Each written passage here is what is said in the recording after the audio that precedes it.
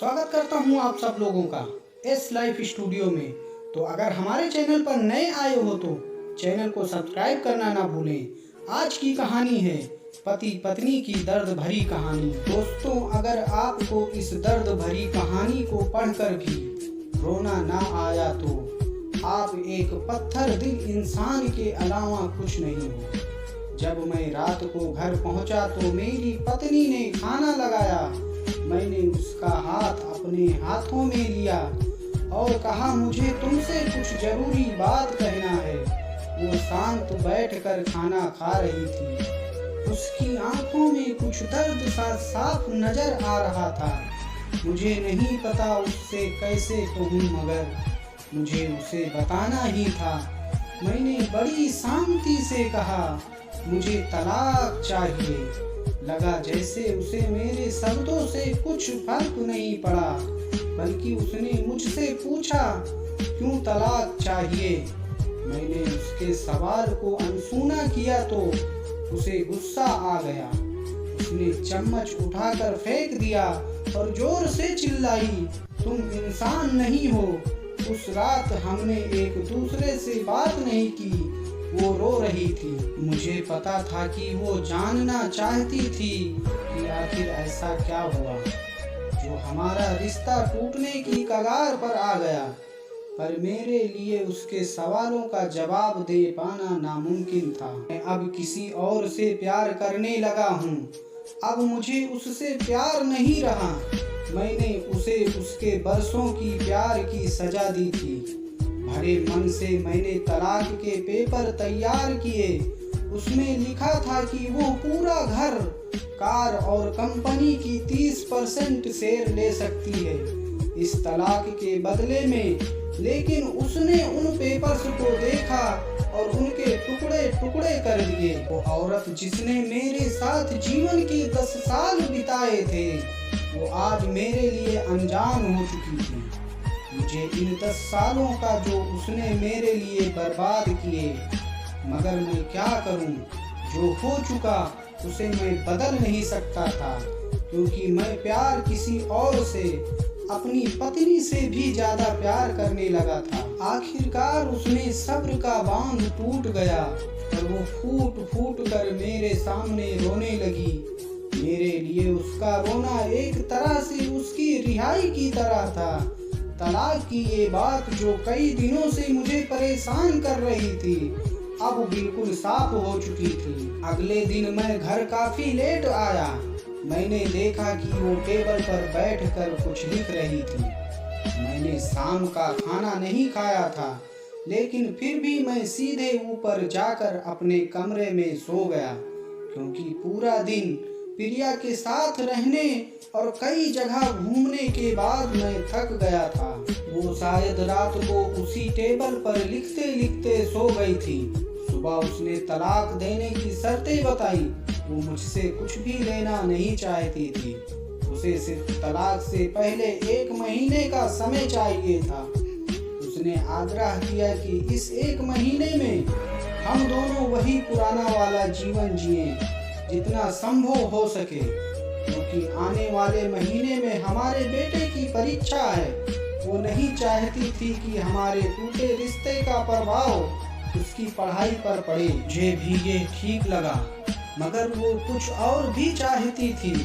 जैसे शादी के दिन मैं उसे उठाकर अपने शयन कक्ष तक ले गया था, उसी तरह हर रोज 1 महीने तक मैं उसे शयन कक्ष से उठाकर मुख्य द्वार तक ले जाऊं। मुझे लगा ये पागलपन है, मगर इन आखिरी दिनों को थोड़ा अच्छा बनाने के लिए मैंने उसकी ये शर्त स्वीकार कर ली। मैंने प्रिया को अपनी पत्नी की सभी शर्तें बताई। वो हंसने लगी।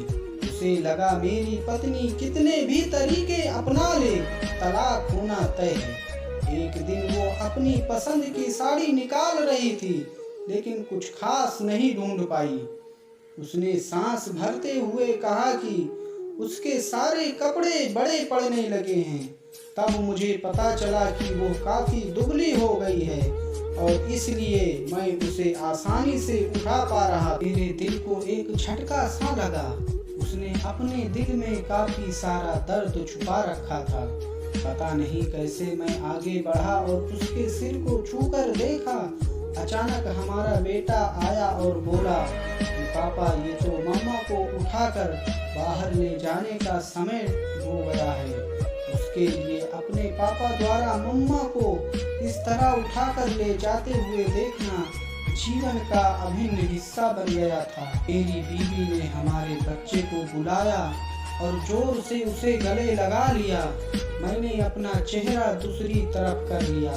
मुझे लगा कहीं मैं अपना निर्णय ना बदल लूं। मैंने अपनी पत्नी को रोज की तरह उठाया और बेडरूम से सिटिंग रूम होते हुए हॉल तक ले आया। उसने प्यार से अपने दोनों हाथ मेरी गर्दन के आसपास रख दिए। मैंने उसे जोर से पकड़ रखा था, बिल्कुल हमारे सुहाग रात की तरह। मगर उसका इतना कम ओजन मुझे परेशान कर रहा था। महीने के आखिरी दिन जब मैंने उसे उठाया तो मेरे लिए एक कदम भी चल पाना मुश्किल हो रहा था। हमारा बेटा स्कूल जा चुका था।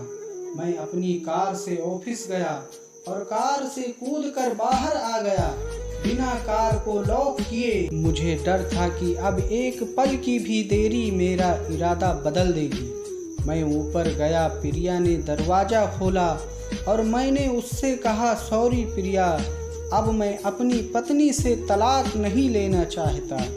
उसने मुझे देखा और मेरे सिर पर हाथ फेर कर कहा, तुम्हें बुखार तो नहीं है? मैंने उसका हाथ हटाया और कहा, सॉरी प्रिया, अब मुझे अपनी पत्नी से तलाक नहीं चाहिए। हमारी शायद हम दोनों के ध्यान न देने की वजह से हो गई थी, लेकिन इसका मतलब ये कतई नहीं कि हम एक दूसरे से प्यार नहीं करते।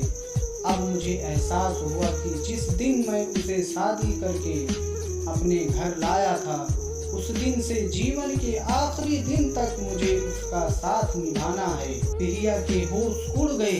उसने मुझे एक जोरदार चांटा जड़ दिया मेरे मुंह पर। वो रोने लगी और दरवाजा अंदर से बंद कर लिया। मैं सीढ़ियों से नीचे उतरा और आकर अपने कार में बैठ गया।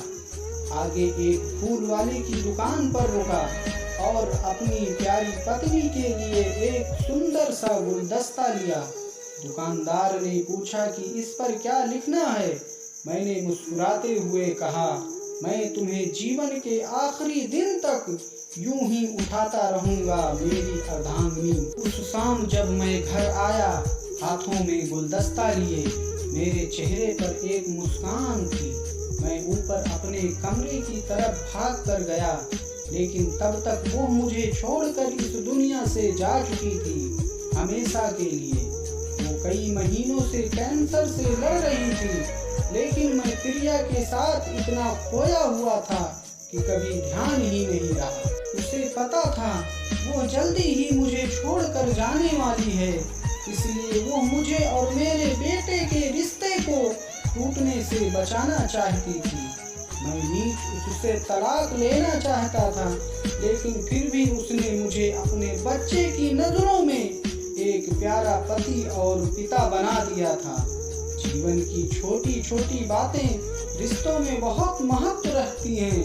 बड़ा घर, बड़ी कार और बैंक बैलेंस ये खुशियों का हिस्सा जरूर बन सकते हैं, मगर अपनों के बिना इनकी कोई कीमत नहीं। कैसी लगी ये कहानी आप सब लोगों को हमें कमेंट बॉक्स में ज़रूर बताएं और हमारे चैनल को सब्सक्राइब करना ना भूलें।